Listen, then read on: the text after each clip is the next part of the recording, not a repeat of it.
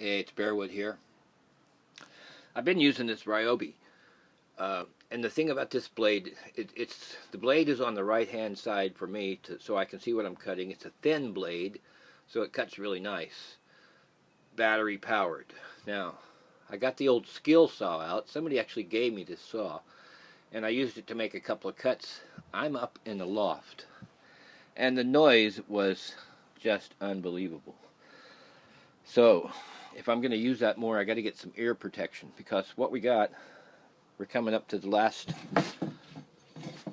See, we got this piece to fill in along here,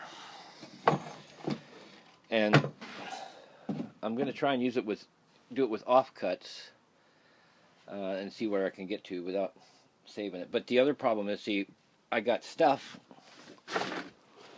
over here that I got to shift all that over to here. So I don't want to be messing with this too much, but I don't want to use excess wood either. So it's a compromise here in a little bit. What I might do is I might just leave that for a little while and start over in here or something, and so I got some place to put stuff. Because I'm already standing on a platform. I had to, you have to build yourself a platform so you can get to. When you put these down temporary, put a screw in it just to hold it, to keep it from sliding. Could save you a lot of trouble, and no widow makers. Now, two last things actually. I've had a couple of wires for lights, so I've just taken my 16 mil bit and made a little line there so that the wire could sit down in there.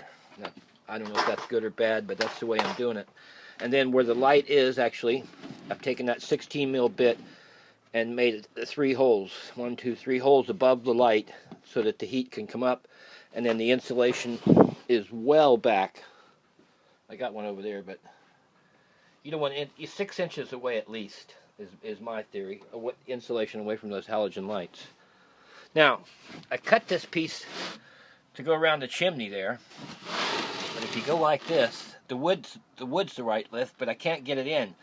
So instead of taking off this side here, I'm going to take it off this side over here so that I can actually fit it in there, and it'll bite. And that'll be just fine for that corner over there.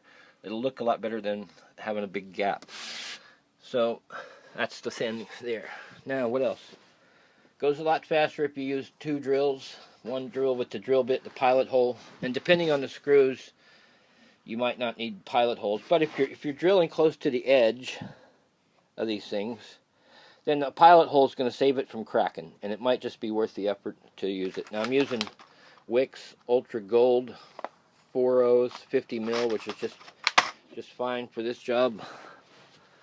So then, also last thing I got to decide on this, cutting this piece in here that's going to go all the way along there, is what to cut it with. Maybe do I have to go get my table saw and make those cuts, or do I use the Wicked skill saw and make those cuts? Stay tuned for exciting adventures, and thanks for watching.